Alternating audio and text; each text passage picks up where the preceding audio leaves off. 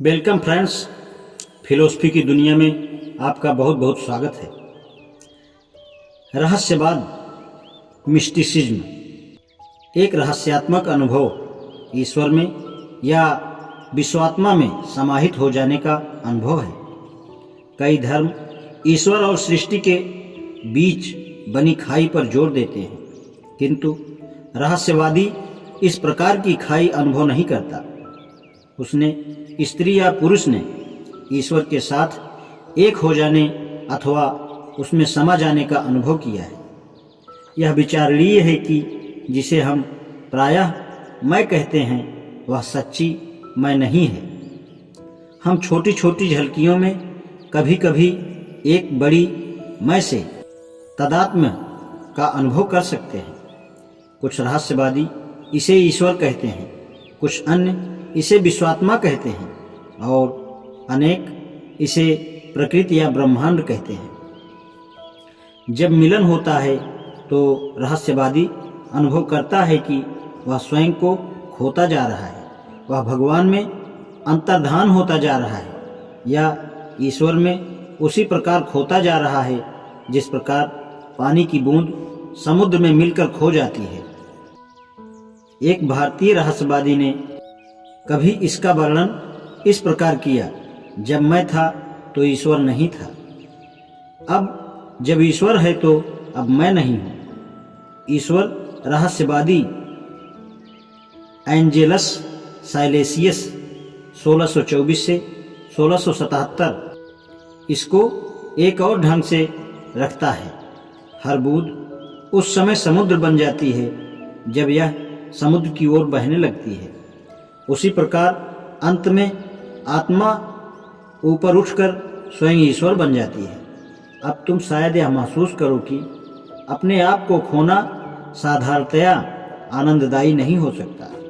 मैं जानता हूँ तुम्हारा अभिप्राय क्या है, किंतु मुद्दे की बात यह है कि पाने की तुलना में आप जो खोते हैं वह बहुत कम है। आप खोते केवल वह रूपाकार हैं जो इस क्षण आपका है, किंतु साथ ही साथ आप यह भी महसूस करते हैं कि आपका अस्तित्व भव्य और विशाल है। आप विश्व हैं। वास्तव में सोफी, आप स्वयं विश्व आत्मा हैं। यह आप ही हैं जो ईश्वर हैं। सोफी एमंसन, यदि आपको एक दिन खोना ही है तो आपको यह जानकर सांत्वना मिलेगी कि यह प्रतिदिन की मैं तो आपकी किसी न किसी दिन हर परिस्थिति में जानी ही है।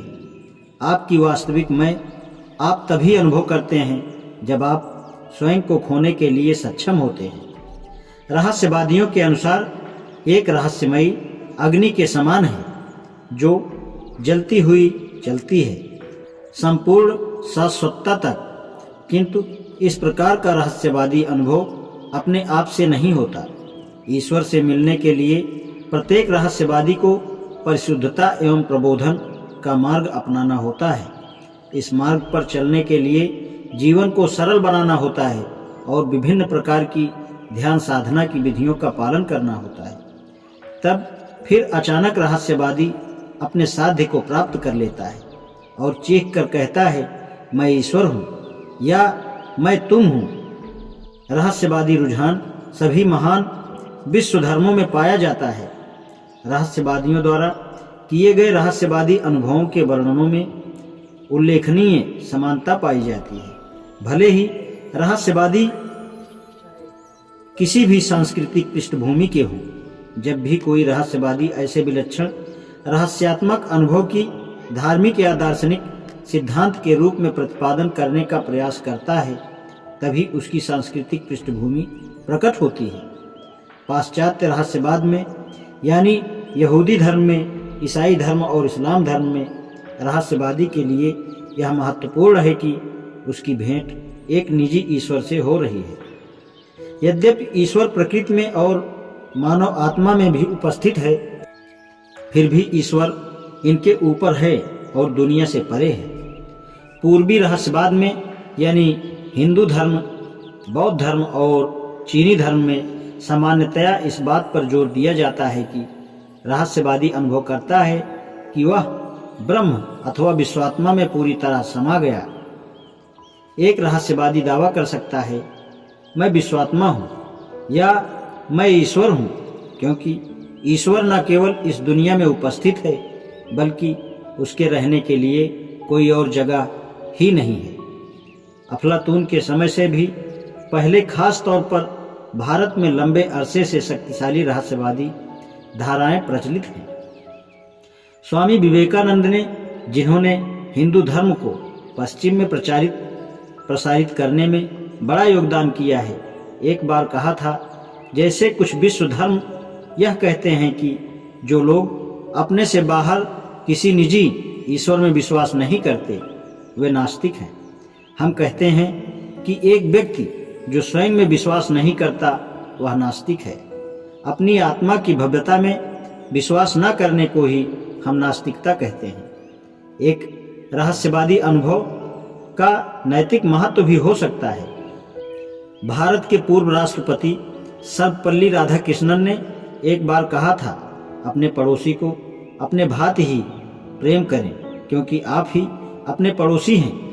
यह आपका भ्रम ही है जो आप यह सोचते हैं कि आपका पड़ोसी आप स्वयं न होकर कोई और है। हमारे अनेक समकालीन जो किसी विशेष धर्म का पालन नहीं करते अपने रहस्यवादी अनुभवों की बात करते हैं।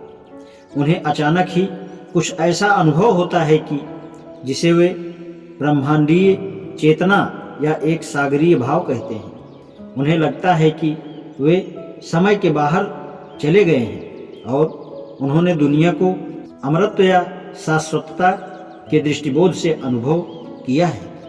सोफी बिस्तर से उठ बैठी। उसे यह महसूस करना आवश्यक लगा कि उसका शरीर अभी भी है।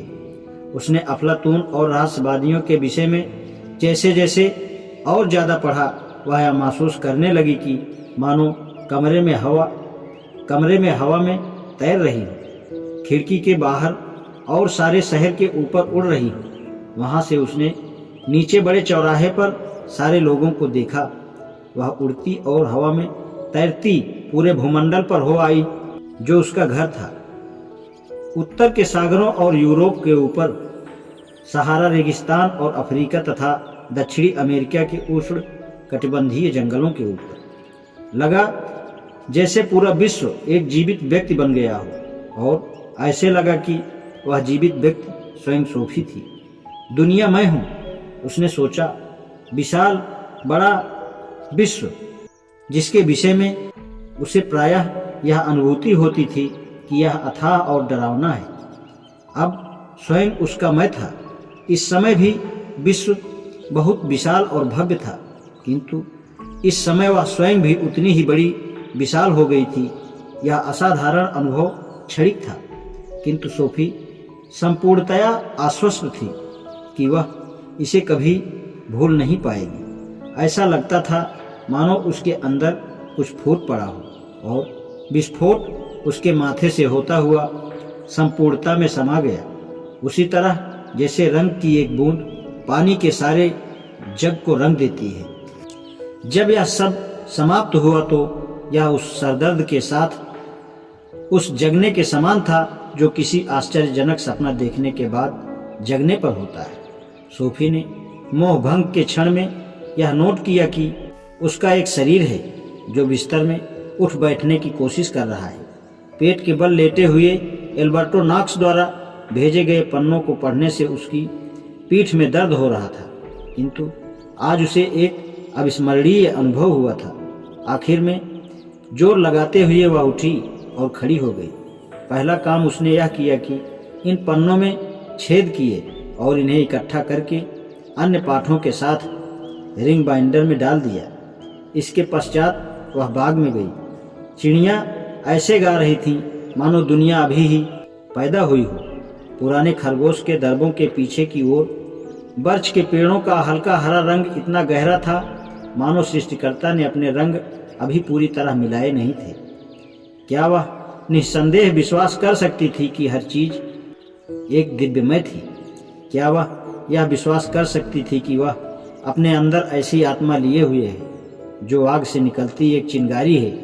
यदि यह सच था तो वह वास्तव में एक दिव्य प्राणी थी। आज इतना ही। शेषकर धन्यवाद।